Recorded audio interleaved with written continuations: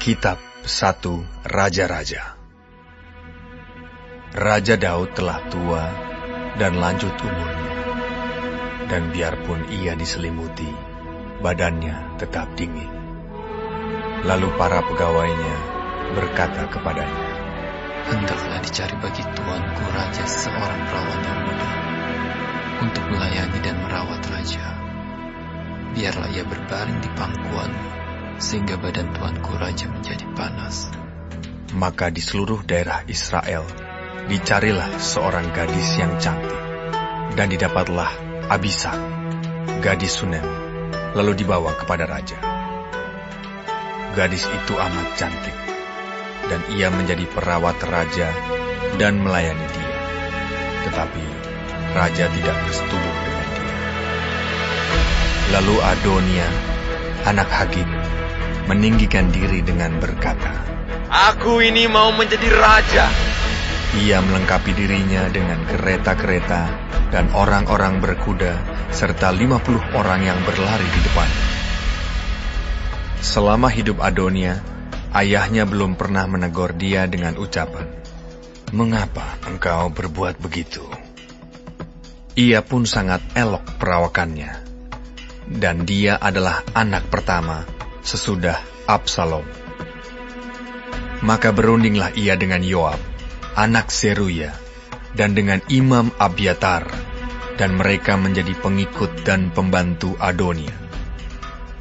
Tetapi Imam Zadok, dan Benaya bin Yoyada, dan Nabi Nathan, dan Simei dan Rei, dan para pahlawan Daud tidak memihak kepada Adonia. Sesudah itu, Adonia mempersembahkan domba, lembu, dan ternak gemukan sebagai korban dekat batu Zohelet yang ada di samping En-Rogel. Lalu mengundang semua saudaranya, anak-anak raja, dan semua orang Yehuda, pegawai-pegawai raja. Tetapi Nabi Nathan dan Benaya dan para pahlawan dan Salomo adiknya tidak diundangnya. Lalu berkatalah Nathan kepada Batsheba, ibu Salomo, "Tidakkah engkau mendengar bahwa Adonia anak Hagit telah menjadi raja, sedang tuan kita Daud tidak mengetahuinya? Karena itu, baiklah ku beri nasihat kepadamu, supaya engkau dapat menyelamatkan nyawamu dan nyawa anakmu Salomo. Pergilah masuk menghadap Raja Daud dan katakan kepadanya, bukankah tuanku sendiri, ya rajaku, telah bersumpah kepada hambamu ini, anakmu Salomo akan menjadi raja sesudah aku, dan dialah yang akan duduk di atas tahtaku. Mengapakah sekarang Adonia menjadi raja? Dan selagi engkau berbicara di sana dengan raja, aku pun akan masuk pula dan menyokong perkataanmu itu." Jadi masuklah Batsheba menghadap raja ke dalam kamarnya. Waktu itu, raja sudah sangat tua, dan Abisag, gadis Sunem itu, melayani raja. Lalu Batsheba berlutut dan sujud menyembah kepada raja. Raja bertanya, "Ada yang kau ingini?" Lalu perempuan itu berkata kepadanya, "Tuanku sendiri telah bersumpah demi Tuhan Allahmu kepada hamba-Mu ini. Anakmu Salomo akan menjadi raja sesudah aku, dan ia akan duduk di atas tahtaku. Tetapi sekarang, lihatlah, Adonia telah menjadi raja, sedang tuanku raja sendiri tidak mengetahuinya. Ia telah menyembelih banyak lembu, ternak gemukan, dan domba, dan telah mengundang semua anak raja dan Imam Abiatar dan Yoab, panglima itu. Tetapi hamba-Mu Salomo tidak diundangnya. Dan kepadamu lah, ya Tuanku Raja, tertuju mata seluruh orang Israel, supaya Engkau memberitahukan kepada mereka siapa yang akan duduk di atas tahta Tuanku Raja sesudah Tuanku. Nanti aku ini dan anakku Salomo dituduh bersalah. Segera sesudah Tuanku Raja mendapat perhentian bersama-sama dengan nenek moyangnya. Selagi Batsheba berbicara dengan raja, datanglah Nabi Natan.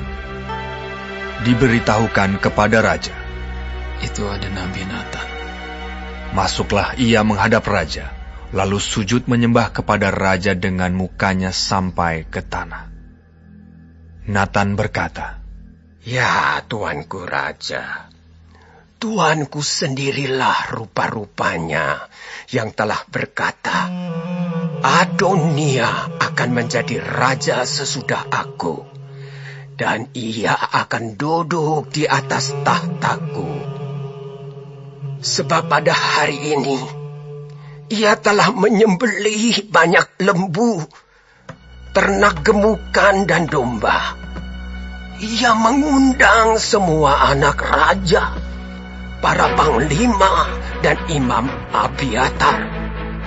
Dan sesungguhnya mereka sedang makan minum di depannya sambil berseru, Hidup Raja Adonia! Tetapi hamba-Mu ini dan Imam Zadok dan Benaya bin Yoyada dan hamba-Mu Salomo tidak diundangnya. Jika hal ini terjadi dari pihak Tuanku Raja, maka Engkau tidak memberitahu hamba-hamba-Mu ini siapa yang akan duduk di atas tahta Tuanku Raja sesudah Tuanku. Lalu Raja Daud menjawab, katanya, Panggillah Batsheba. perempuan itu masuk menghadap raja dan berdiri di depannya. Lalu raja bersumpah dan berkata, Demi Tuhan yang hidup, yang telah membebaskan nyawaku dari segala kesesakan, pada hari ini aku akan melaksanakan apa yang kujanjikan kepadamu. Demi Tuhan Allah Israel, dengan sumpah ini, anakmu Salomo akan menjadi raja sesudah aku, dan dialah yang akan duduk di atas tahtaku, menggantikan aku. Lalu Batsheba berlutut dengan mukanya sampai ke tanah. Ia sujud menyembah kepada raja dan berkata, Hidup Tuanku Raja Daud untuk selama-lamanya. Lagi kata Raja Daud, Panggillah Imam Zadok, Nabi Natan, dan Benaya bin Yoyada. mereka masuk menghadap raja, dan raja berkata kepada mereka, Bawalah para pegawai tuanmu ini, naikkan anakku Salomo ke atas bagal betina kendaraanku sendiri, dan bawa dia ke Gihon. Imam Zadok dan Nabi Natan harus mengurat dia di sana menjadi raja atas Israel, Kemudian kamu meniup sangkakala dan berseru, "Hidup Raja Salomo." Sesudah itu, kamu berjalan pulang dengan mengiring dia. Lalu ia akan masuk dan duduk di atas tahtaku. Sebab dialah yang harus naik tahta menggantikan aku. Dan dialah yang kutunjuk menjadi raja atas Israel dan Yehuda. Lalu Benaya bin Yoyada menjawab raja, Amin. Demikianlah kiranya firman Tuhan, Allah Tuanku Raja. Seperti Tuhan menyertai Tuanku Raja, demikianlah kiranya ia menyertai Salomo. Semoga ia membuat tahta Salomo lebih agung dari tahta Tuanku Raja Daud.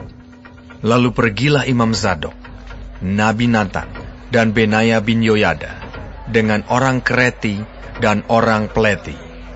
Mereka menaikkan Salomo ke atas bagal betina Raja Daud dan membawanya ke Gihon. Imam Zadok telah membawa tabung tanduk berisi minyak dari dalam kemah, lalu diurapinya Salomo. Kemudian sangkakala ditiup dan seluruh rakyat berseru.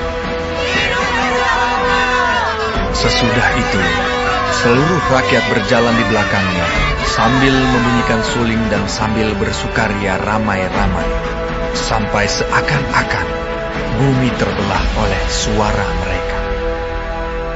Hal itu kedengaran kepada Adonia dan kepada semua undangan yang bersama-sama dengan dia, ketika mereka baru habis makan. Ketika Yoab mendengar bunyi sangkakala itu, ia berkata, "Apakah sebabnya kota begitu ribut?" Selagi ia berbicara, datanglah Yonatan anak Imam Abiatar. Lalu Adonia berkata, Masuklah, sebab engkau seorang kesatria, dan tentulah engkau membawa kabar baik. Tetapi Yonatan menjawab Adonia, "Tidak, Tuan kita Raja Daud telah mengangkat Salomo menjadi raja. Raja telah menyuruh supaya Imam Sadok dan Nabi Natan dan Benaya bin Yoyada dengan orang Kreti dan orang Pleti menyertai Salomo, dan mereka menaikkan dia ke atas bagal betina raja. Imam Sadok dan Nabi Natan mengurapi dia di Gihon menjadi raja. Dan dari sana mereka sudah pulang dengan bersukaria, sehingga kota menjadi ribut. Itulah bunyi yang kamu dengar tadi. Salomo sekarang duduk di atas tahta kerajaan. Juga pegawai-pegawai raja telah datang mengucap selamat kepada Tuan kita Raja Daud, dengan berkata, kiranya Allahmu membuat nama Salomo lebih masyhur daripada namamu, dan tahtanya lebih agung daripada tahtamu. Dan raja pun telah sujud menyembah di atas tempat tidurnya. Dan beginilah katanya, terpujilah Tuhan Allah Israel, yang pada hari ini telah memberi seorang duduk di atas tahtaku, yang aku sendiri masih boleh saksikan. Maka semua undangan Adonia itu terkejut, lalu bangkit dan masing-masing pergi menurut jalannya. Takutlah Adonia kepada Salomo, sebab itu ia segera pergi memegang tanduk-tanduk mezbah. Lalu diberitahukanlah kepada Salomo, ternyata Adonia takut kepada Raja Salomo, dan ia telah memegang tanduk-tanduk mezbah, serta berkata, biarlah Raja Salomo lebih dahulu bersumpah mengenai aku, bahwa ia takkan membunuh hambanya ini dengan pedang. Lalu kata Salomo, jika ia berlaku sebagai kesatria, maka sehelai rambut pun dari kepalanya tidak akan jatuh ke bumi. Tetapi jika ternyata ia bermaksud jahat, haruslah ia dibunuh. Dan Raja Salomo menyuruh orang menjemput dia dari mezbah itu. Ketika ia masuk, sujudlah ia menyembah kepada Raja Salomo. Lalu Salomo berkata kepadanya, pergilah ke rumahmu.